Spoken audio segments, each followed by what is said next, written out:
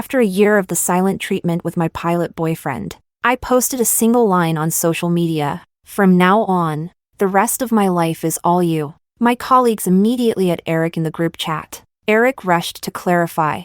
How could I possibly marry that kind of woman? But when he clicked on my profile picture, he froze, because it was a wedding photo of me and a man he didn't recognize. Chapter 1. Delete that post. Erick barked at me, his tone nearly commanding. I gave an awkward smile. For the past 7 years, I had done everything he said. Even now was no exception. After I took the post down, his expression finally eased.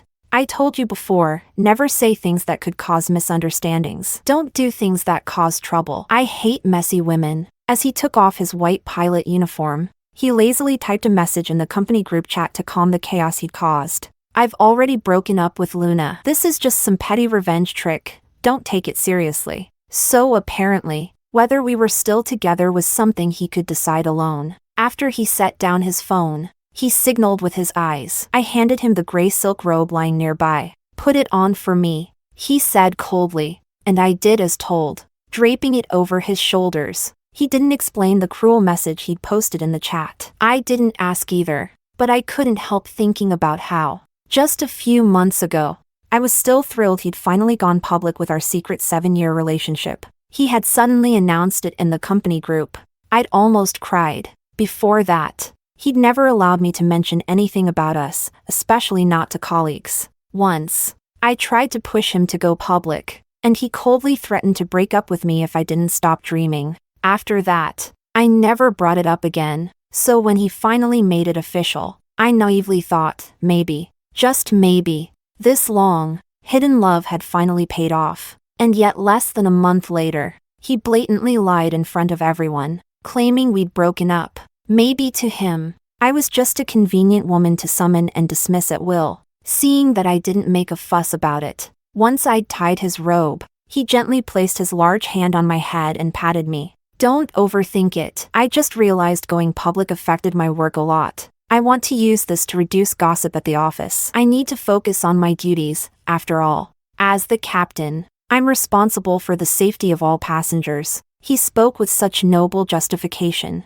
I nearly laughed out loud. But by now, I no longer cared. Sure, whatever you say. You're getting more and more sensible. There was even a hint of affection in his voice. But of course, what man wouldn't enjoy having a woman this obedient, this convenient?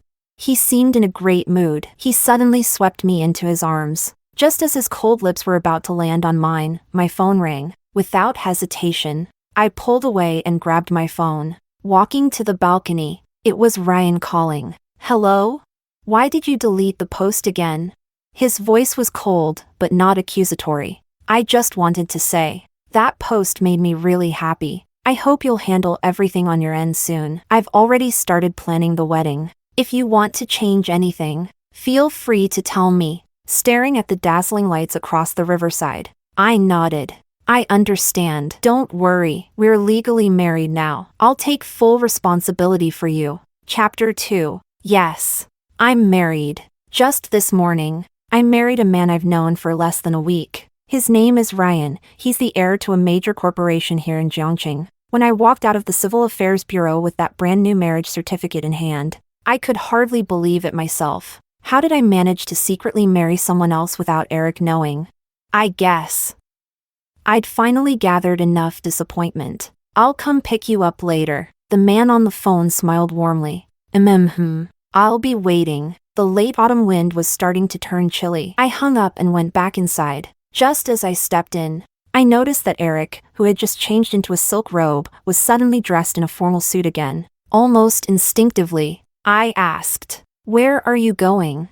But the words had barely left my mouth when I regretted it. Because Erick hates people asking about his personal matters. That used to be one of those unspoken rules I remembered so well. Now, I was starting to forget them. Sure enough, his previously relaxed expression turned cold. There's a friend who just came back from abroad. I'm going to pick her up.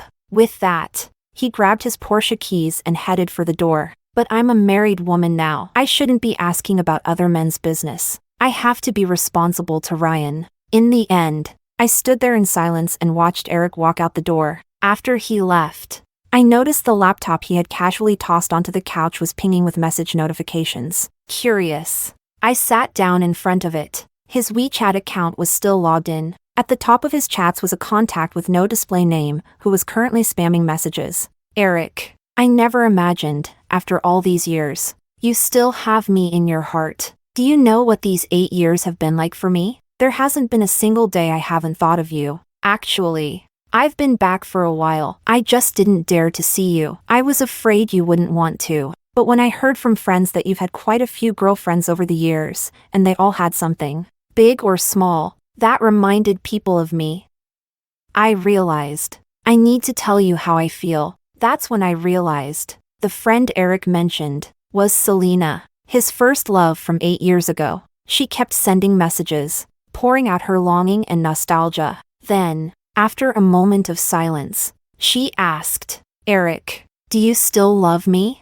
I was about to scoff at how naive she was, thinking she could get that word, love, out of someone like Erick. But then, he replied instantly, love. I stared at that one blinding word for a long time. I don't even know what kind of expression I had on my face. All I knew was, Erick had never once said that word to me. So this is the power of a first love? Of the woman they never got? I'd stood by his side for 7 years and still couldn't compare to someone who'd been gone for 8. Though technically it was 7 years. The actual time we spent together didn't even add up to 300 days. Quietly, I closed his laptop. It felt like I was closing the lid on all the emotions I'd once had for him. At midnight, Erick even texted me, I'm not coming back tonight. Sleep early. Looking at that message, I didn't feel sad at all. In fact, I almost felt sorry for him, even while tangled up with his first love. He still found time to send a quick check-in to a woman who's already someone else's wife. How diligent of him. Chapter 3. The next morning, I went to the company early to hand in my resignation. After all, Ryan couldn't bear to see me overworked, and he certainly wouldn't allow me to keep working at the same company as my ex. As soon as I entered the office, I saw a poised, intellectual-looking woman chatting excitedly with a group of flight attendants. Chief Purser, it's so great to have you back from San Francisco. We were so worried when you suddenly quit 8 years ago. Finally, our guiding light is back. She wore loose-fitting jeans and a crisp white shirt. Come to think of it, she and I actually looked a bit alike. I was suddenly reminded of what she said yesterday, that every girlfriend Erick had after her had something of her in them. I was just about to walk away when our eyes met. Her cheerful expression immediately shifted. That slight gleam in her eyes now held hostility. She must have recognized me. No doubt Erick told her about me. Looks like he really does love her. The harmless smile on her face quickly morphed into the smug smile of a winner. In that silent exchange, she was showing off, declaring that she now possessed Erick. My gaze lingered on her face for just a second. Then I turned and walked confidently toward the department head's office. Why are you suddenly resigning? We even had a client who specifically requested you for a trip to Iceland. Where else are we going to find someone who speaks 10 languages and knows global geography like a private tour guide? The department head's face was full of confusion and reluctance. I can't let you go unless you give me a really convincing reason. Wait, don't tell me this is about Erick. I looked at him with a gentle smile. I got married. My husband and I are planning a wedding back in our hometown. And afterward, we'll be going on a round-the-world trip. Married? He was even more shocked. But yesterday Erick was still saying in the group chat. He paused, then suddenly smiled awkwardly. Oh, I get it. The breakup was just to cover up for a wedding. Congratulations. I shook my head. You misunderstood. I'm not marrying Erick. His expression froze, full of embarrassment. Thank you for everything over the years, sir. Please take care of yourself. And just like that, I walked away from the company I had worked at for several years. On my way out, I could feel the strange stares from other employees. I overheard some whispers. So that's why Captain Cold suddenly announced the breakup. His first love came back. Guess the power of a first love is no joke. I wonder how Luna will manage to stay at the company after this. I smiled and walked over. Thanks for your concern, but I've already submitted my resignation. I'm leaving today. With that, I turned and left the awkward group behind. When I got home, I pulled out more than 20 large suitcases I had prepared in advance, and began packing up everything I owned. Suddenly, I heard the butler opening the front door, followed by a rush of urgent footsteps. "Luna!" I turned slowly. Erick, usually so calm and composed, now looked visibly agitated. "I heard you got married? What the hell is going on?" Chapter 4. I told you not to say unnecessary things in front of others. And you dared to say we were getting married? How shameless can you be? For a moment, I thought he had finally discovered the truth, that I was already married. But turns out, he thought I had lied in public about marrying him. I didn't know whether to laugh or cry. Maybe it was because I didn't show the guilt he expected. But Erick suddenly punched the wall with full force. "I'm telling you, I will never marry you." "Oh," I asked coldly, "so you plan to marry Selena instead?" Erick's face changed. "You were spying on me?"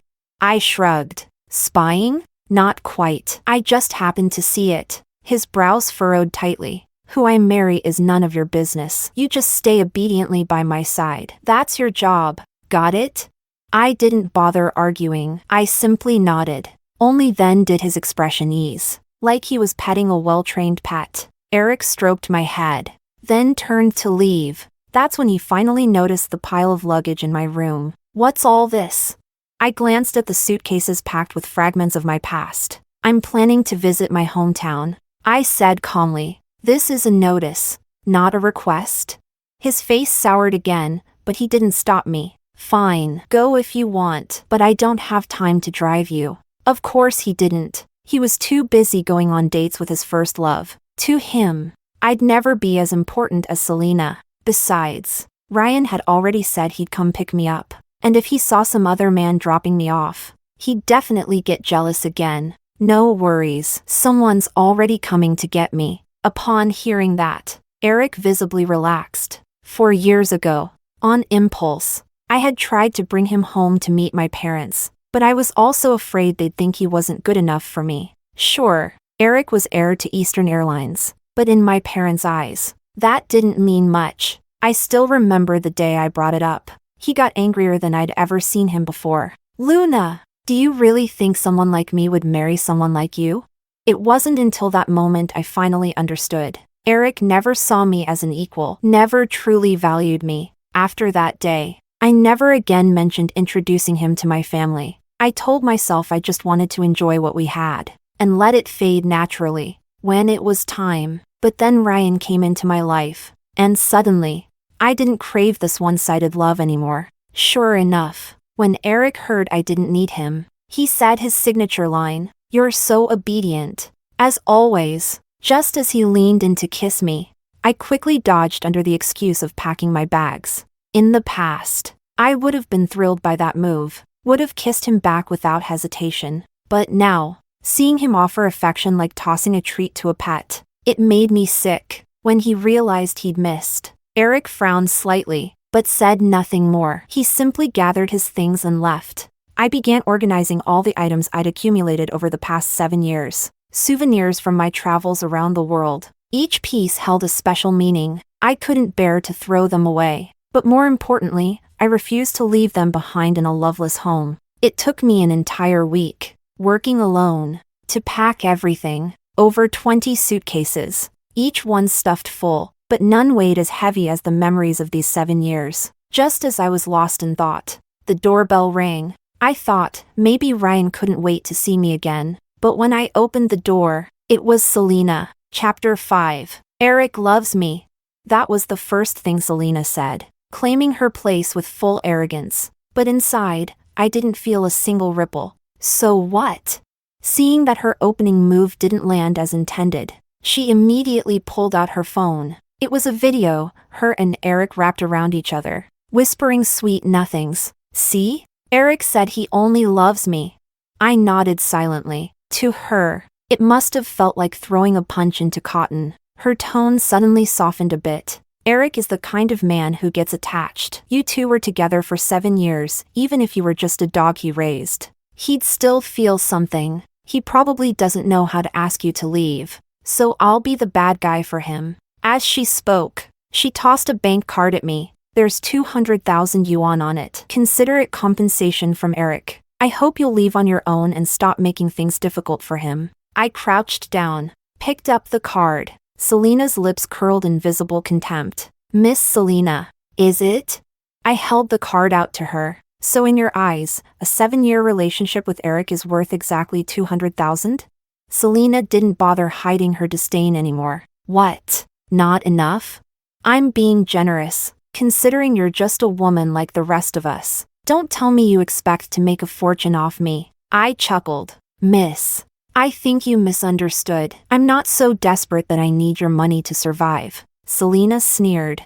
I hope you know when to quit. Don't keep clinging to Erick. It's pathetic. I looked at her calmly, still smiling. I'm not clinging to him. But Selena only got more aggressive. Do you know? Erick personally requested that I be reinstated as chief purser. From now on, we'll be working together and always by each other's side. Bet you never got that kind of treatment. Did you?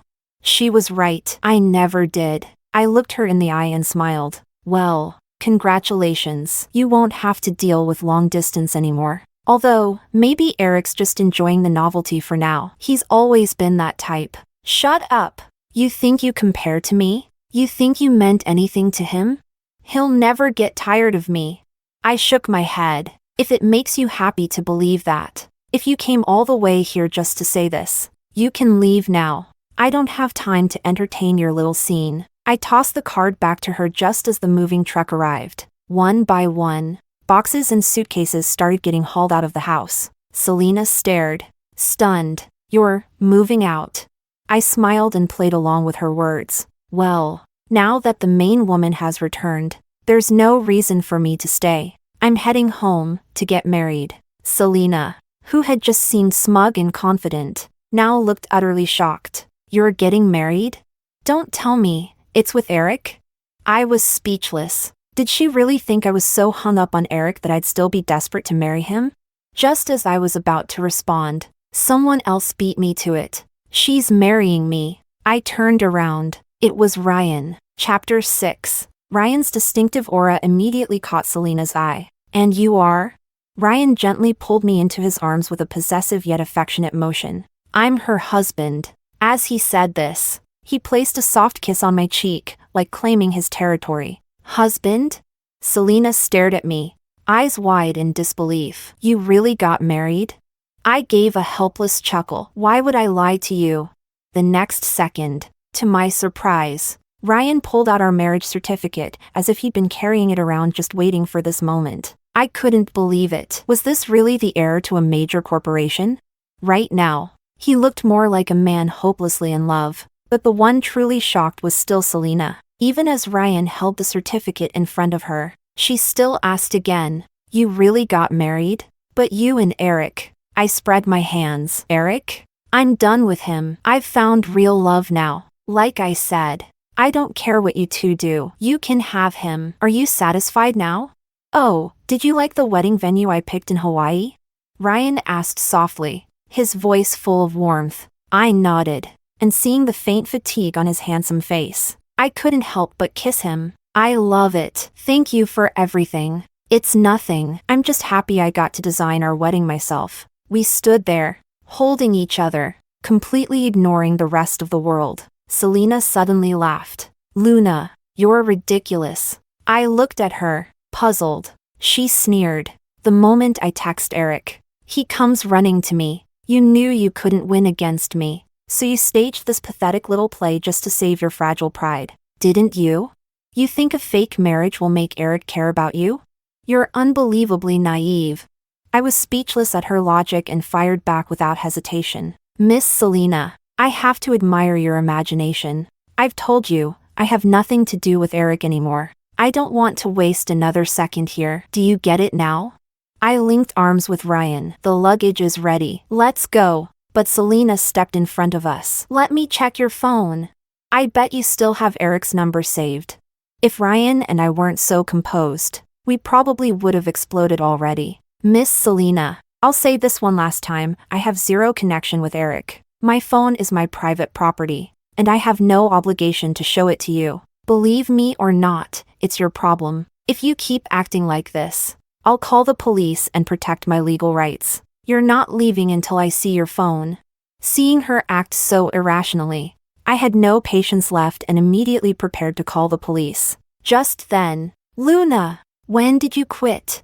Erick had returned. Chapter 7. He came storming in, all aggressive and overbearing. I don't recall being obligated to report everything to you, I said calmly. Erick's pupils contracted. He clearly didn't expect that kind of tone from me. In his mind, I'd always been the obedient one. My resistance clearly unsettled him. He was beginning to realize that something had fundamentally changed between us. His gaze shifted to Ryan. Who is he? My husband. Just 2 words, and Erick stood there frozen for several seconds. Your husband? The next second, Erick suddenly laughed. Luna, you went as far as pretending to get married just to test me? Really? So should I congratulate you on your marriage then? But before I could answer, his eyes fell on the moving truck being loaded nearby. I thought you said you were going back home. I nodded. Yes, we'll have the ceremony back home first, then head to Hawaii. Erick sneered again. Luna, you really love putting on a show, don't you?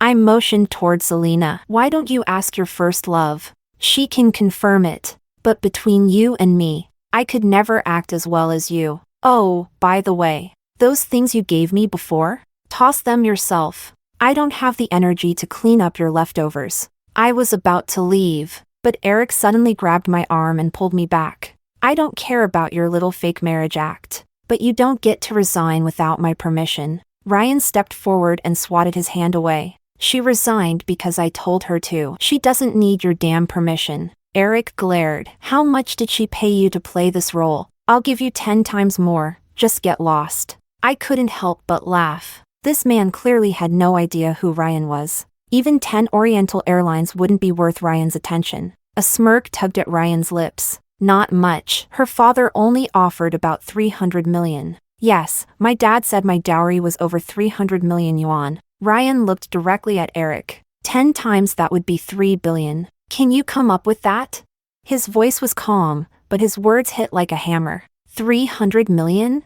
Erick scoffed. From her family? They'd cry over spending 30,000. But Ryan just smiled, a look of mild amusement on his otherwise cold face. Captain, he said softly, you really don't have an eye for value. By then, the driver had finished loading the luggage. Ryan turned to me, voice gentle. Shall we, my dear wife? Erick made a move to block us again, but Selena quickly pulled him back. She shook her head and whispered to him.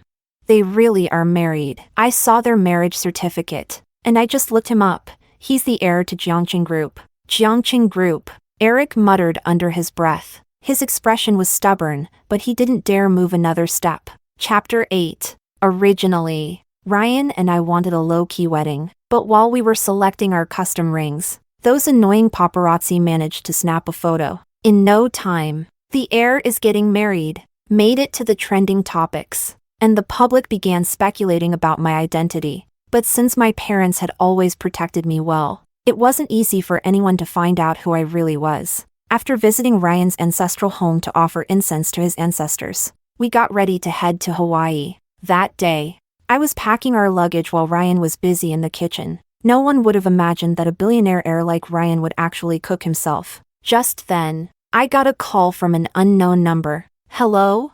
There was a long silence on the other end. Just as I was about to hang up, a familiar voice finally spoke. Luna. I instantly recognized it. Calmly, I said, What do you want, Erick? He coughed awkwardly. Well, can we meet? Just once? I didn't know what his intention was, but it couldn't be anything good. The fact that his usual arrogance was gone told me he must have finally discovered who I really was. Without hesitation, I answered firmly. I'm married now. It's not appropriate for me to meet other men alone. Ryan would get jealous. I promised him I'd be faithful. Silence again. If there's nothing else, I'm hanging up. Also, don't contact me again. It's disruptive, and your beloved first love might think I'm still clinging to you. Wait!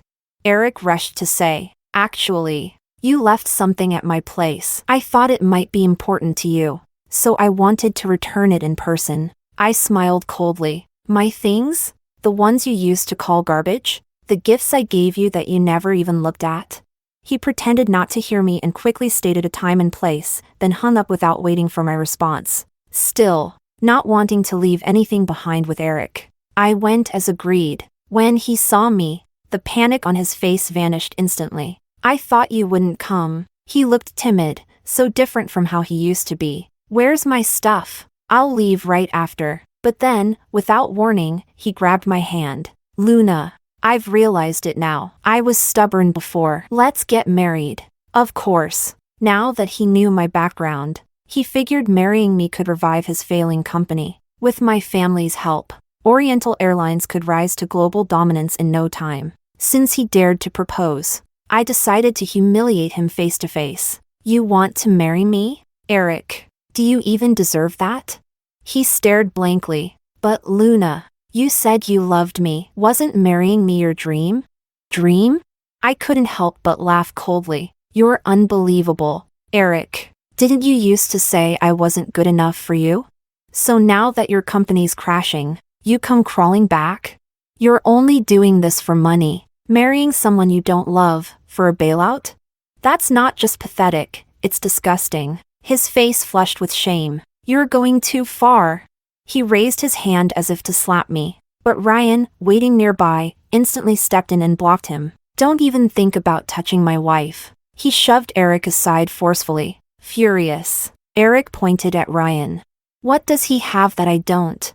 I laughed. Erick, don't humiliate yourself. I was just playing with you. Ryan is my true love. You're not even worth one of his fingers. At that, Ryan beamed with satisfaction and scooped me into his arms, placing me in our sports car. Erick stood there like a pathetic loser, watching our happiness vanish into the distance. Half a month later, right before our wedding, I received news that Oriental Airlines had gone bankrupt. Ryan, smiling knowingly, said, "A little wedding gift from me." It turned out that since that day, Ryan had used his connections to invest in Oriental's biggest competitor, accelerating their downfall. Anyone who's hurt you won't get away with it, he said. Then he kissed me, sweet and full of promise, just like the life we were about to begin.